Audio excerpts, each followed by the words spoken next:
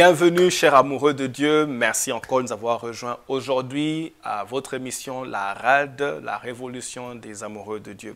Une révolution d'amour pour Jésus-Christ, notre époux, où nous apprenons à comment devenir passionnés de Jésus-Christ. Nous sommes en train de parler de l'importance de l'amour. Nous voyons comment le diable, dans Matthieu 24, Jésus nous prévient que le diable va utiliser le mal pour assassiner l'amour que tu as pour Dieu. Évidemment, ça ne vient pas comme une agression, des tourments, persécutions nécessairement. Ça peut venir par les soucis de ce siècle. Ouais, comment je ne suis pas encore marié? Oui, comment je n'ai pas réussi ces examens? Oui, ces obstacles qui viennent devant moi. Pourquoi je manque? C'est toutes ces choses, le diable peut les utiliser pour réduire l'intensité de ton amour pour Dieu. Alors, Jésus-Christ nous prévient, il dit ces choses vont arriver, mais il faut travailler, cultiver et développer ton amour et le garder pour que ton amour continue à grandir afin de surmonter ces temps. Mais ça, ce n'est pas nécessairement la partie la plus importante. La partie la plus importante, c'est de comprendre que le fruit que Dieu recherche en nous, que le diable veut cibler pour assassiner, mais c'est ce même fruit-là que Dieu veut. Dieu donne la priorité à l'amour qu'il a déposé en nous. Je dirais que si Dieu exprime son désir d'être aimé, il le dit dans Matthieu 22, 37, dans le premier commandement, ça c'est son désir. Dieu veut que tu saches qu'il veut être aimé. Et ce qui fait que l'amour pour Dieu est une priorité. C'est ce que Dieu veut récolter, c'est ce que Dieu veut récupérer ou bien recevoir comme fruit. Après t'avoir guéri, restauré, après tout ce que Dieu est en train de faire dans nos vies, c'est pour nous amener à l'aimer.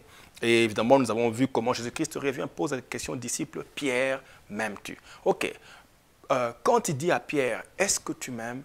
Et puis il dit à Pierre, paie mes brebis. D'abord, pour Dieu, la priorité, c'est d'abord, tu dois l'aimer. Ensuite, tu peux paître les brebis, mais tu dois l'aimer d'abord.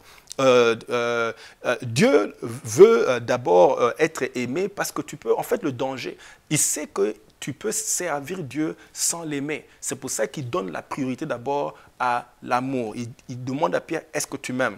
Il y a des gens qui ont servi Dieu sans l'aimer. Remarquez dans ce passage ici, Romains chapitre 16, verset 18.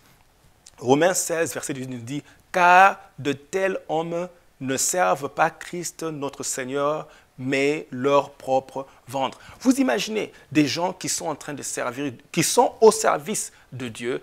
Apparemment, on les voit en train de servir Dieu. Mais ça, c'est ce qu'ils font dans l'apparence. Mais en réalité, ils ne servent pas Dieu parce qu'ils l'aiment. Ils ne servent pas Dieu parce qu'ils l'aiment, mais ils sont en train de servir leur propre ventre. Dieu signale que ces gens, c'était des enseignants. Si vous lisez bien le passage, ces gens, c'était des enseignants. Ils enseignaient la parole de Dieu. Et peut-être que ce qu'ils disaient était vrai. Mais pour Dieu, ils sont disqualifiés. Pour Dieu, ils sont disqualifiés parce qu'ils servaient, ils prêchaient bien, tu chantes bien, tu fais bien le protocole. C'est excellent ce que tu fais, mais pour Dieu, tu es disqualifié parce que ton motif, ce n'est pas l'amour. Pour Dieu, la priorité d'abord, ce qui l'intéresse, c'est l'amour que tu as pour lui. Tu dois l'aimer d'abord. Dieu veut voir, Dieu veut cueillir d'abord le fruit de l'amour. Pas le service. En fait, tout ce qu'on fait pour Dieu doit être fondé sur l'amour que nous avons pour lui. Et donc, on peut tomber dans le piège de servir Dieu pour d'autres motifs. Et ça nous disqualifie. Et faire attention, nous devons faire attention de faire des choses pour Dieu, servir Dieu sans l'aimer, parce que nous serons disqualifiés. Parce que ce que Dieu cherche principalement, c'est d'abord l'amour. Nous lisons dans le livre de Matthieu, chapitre 7, verset 22. Des gens qui ont servi Dieu. Et Dieu les a appelés, Dieu a dit qu'ils commettaient l'iniquité pendant qu'ils sont en train de servir Dieu. Lisons ensemble le livre de Matthieu, chapitre 22, verset 23. La Bible dit ceci. Plusieurs me diront en ce jour-là, Seigneur, Seigneur, n'avons-nous pas prophétisé? Écoutez. Il dit, n'avons-nous pas prophétisé en ton nom? N'avons-nous pas chassé les démons en ton nom? N'avons-nous pas fait beaucoup de miracles en ton nom? Jésus-Christ maintenant dit, alors je leur dirai ouvertement, je ne vous ai jamais connu, retirez-vous qui commettez l'iniquité. Commettre l'iniquité. Jésus qualifie tout ce qu'ils sont en train de faire ici, mettre l'iniquité. Qu'est-ce qu'il y a d'iniquité dans tout ça? Ils ont chassé les démons, ils ont fait beaucoup de miracles, tout ça en son nom. Et il dit, retirez-vous de moi. Qu'est-ce qu'il y a de commettre? Pourquoi il appelle ça iniquité? Ok, c'est une bonne question. Iniquité veut seulement dire mal. Le mal est appelé iniquité. Alors bien aimé, c'est vraiment, ce que je dis maintenant est très important, suivez-moi très bien. Pour Dieu, si tu es en train de le servir, tu chasses les démons, tu guéris les malades, tu fais beaucoup de miracles. Pour Dieu, si tu fais toutes ces choses sans l'aimer, sans avoir l'amour pour lui, pour Dieu, c'est l'iniquité.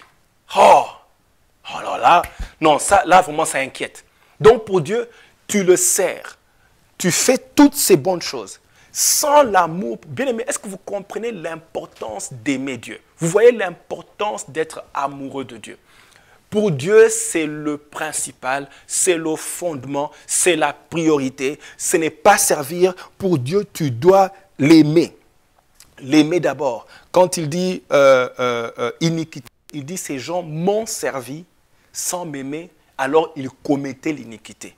Je voudrais que tu puisses réfléchir alors. Parce que pour Dieu, l'amour est au centre de tout. Au centre de tout.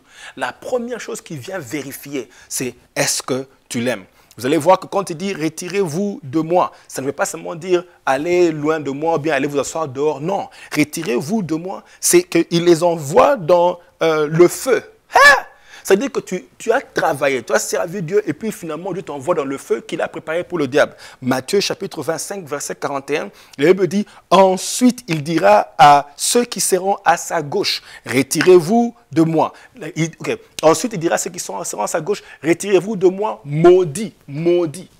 Encore le mot, retirez-vous de moi. Donc, ceux qui servent Dieu sans l'aimer, Dieu les dit, retirez-vous de moi et puis il dit maudit. La même manière qu'il a maudit le figuier qui n'a pas produit le fruit que Dieu recherche, qui est le fruit de l'amour, mais qui a eu beaucoup de feuilles. Ces gens ont servi, les feuilles représentent le service. Ils ont fait beaucoup de services, ils ont fait beaucoup de miracles.